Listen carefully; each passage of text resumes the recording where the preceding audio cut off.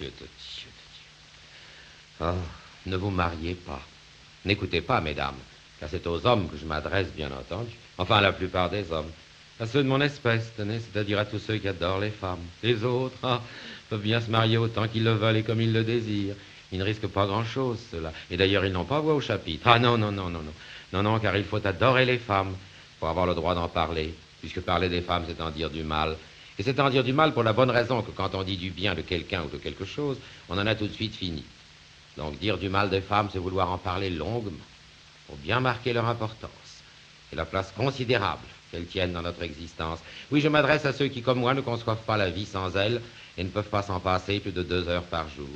À ceux qui s'imaginent qu'elles sont en danger de mort, sitôt qu'elles sont loin d'eux, et qui se croiraient déshonorées si leur nom n'était pas porté par une femme, alors que bien souvent elles le déshonorent. Je profite en ce moment du fait que je suis seul pour vous dire ces choses, confidence de personnage à spectateur et rien de plus. Mais sitôt que quelqu'un paraîtra, je cesserai brusquement de m'adresser à vous. Vous ne m'en voudrez pas, je pense, et vous comprendrez que je ne veuille pas leur donner à tous ici le mauvais exemple, car je les connais, ils ne manqueraient pas de le faire à leur tour, ils en abuseraient peut-être, et en tout cas, je préfère m'en réserver le privilège. Oui, je m'adresse à ceux qui adorent les femmes, ou plus exactement qui croient les adorer, car si nous avions la franchise de nous avouer à nous-mêmes les raisons qui nous déterminent à prendre femme, je crois que nous serions le plus souvent surpris de ce qu'elles ont à la fois d'obscur, de puéril et de paradoxal. Car enfin, nous rendons-nous compte que lorsque nous épousons une femme, nous modifions la situation dans laquelle elle se trouvait le jour où nous l'avons rencontrée, le jour où elle nous a plu. Or, ne nous avait-elle pas plu parce qu'elle se trouvait précisément dans cette situation-là? Je m'explique. Elle était mariée, je suppose. Nous en sommes devenus, follement amoureux. Nous l'avons fait divorcer, nous l'épousons. Et nous nous apercevons trop tard que c'est parce qu'elle était mariée. Nous en étions devenus follement amoureux. Nous nous éprenons d'une femme libre, indépendante, et c'est normal. C'est adorable, une femme libre. Mais dès l'instant que nous l'avons épousée, comme elle a cessé d'être libre, elle peut en conséquence nous plaire beaucoup moins.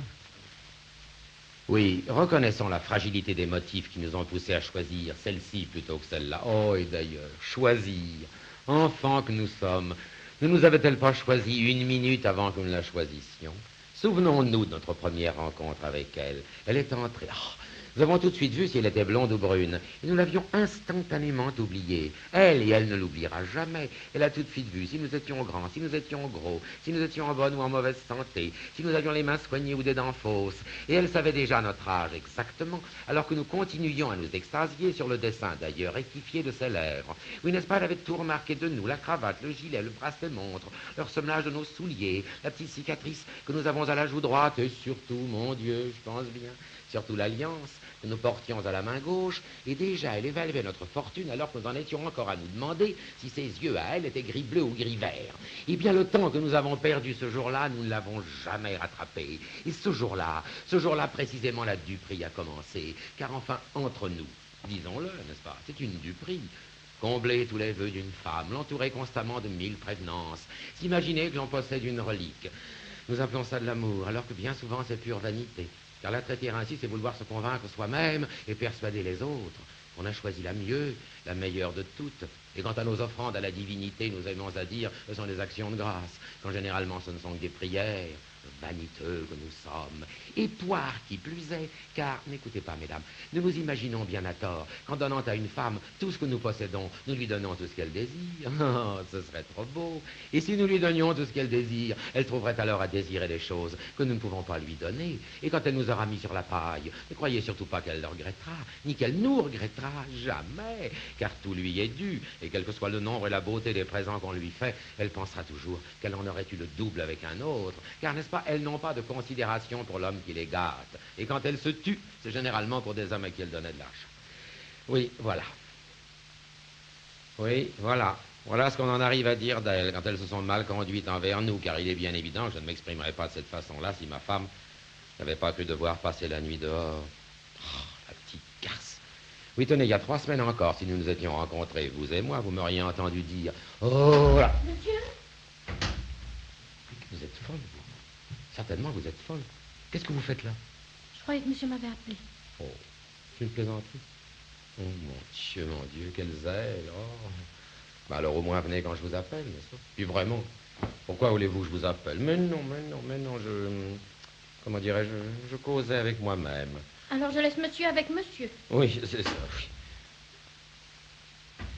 Oui, c'est vrai, il y a 3 semaines encore, vous m'auriez entendu dire, oh, la femme, merveille des merveilles, exquise raison d'être, car il est à noter qu'on met la femme au singulier quand on a du bien à en dire et qu'on en parle au pluriel, sitôt qu'elle vous a fait quelque méchanceté. Et c'est bien naturel d'ailleurs, car lorsque celle que l'on aime vous donne entière satisfaction, toutes les autres, on les néglige, on les oublie, tandis que lorsque votre femme vient se conduire avec vous comme la dernière des dernières, toutes celles qu'on a connues jadis vous reviennent en mémoire, avec des rires sarcastiques, et des airs de vous dire, eh ben, c'est pas que ça valait pas la peine d'en changer.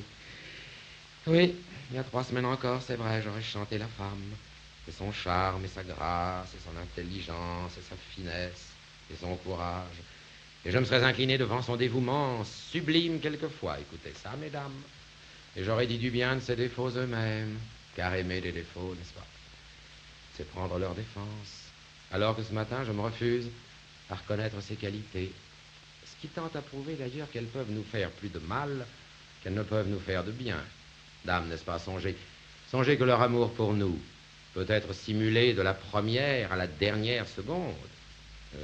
N'écoutez pas, mesdames, n'est-ce pas, elles peuvent faire semblant, nous pas. Très important. Déjà, leur instinct me paraît supérieur au nôtre en maintes circonstances, mais dès l'instant que nous les désirons, la lutte entre elles et nous devient absolument inégale, puisque d'un regard, elles nous donnent des vertus, que d'un sourire, elles nous reprennent. Puis alors, souvenez-vous bien en outre, messieurs, souvenez-vous bien qu'elles peuvent nous donner des enfants qui ne sont pas de nous, et pas à insister sur la difficulté que nous aurions à leur rendre l'appareil. Oui, vraiment, ce matin, vous tombez bien mal. À moins que vous n'arriviez très bien, d'ailleurs, car au fond, je me demande si la représentation morale de nos misères conjugales n'est pas le plus salutaire exemple que l'on puisse donner. Ah, ben s'il en était ainsi. Oui, si le triste spectacle de ma vie privée pouvait vous préserver du malheur qui m'arrive, je m'estimerais le plus heureux des hommes. Et si mon expérience personnelle pouvait vous être profitable, oh mes frères, j'irais jusqu'à bénir le destin qui me joue un si mauvais tour. Mais on vient, la comédie va commencer, et je vous en fais jure.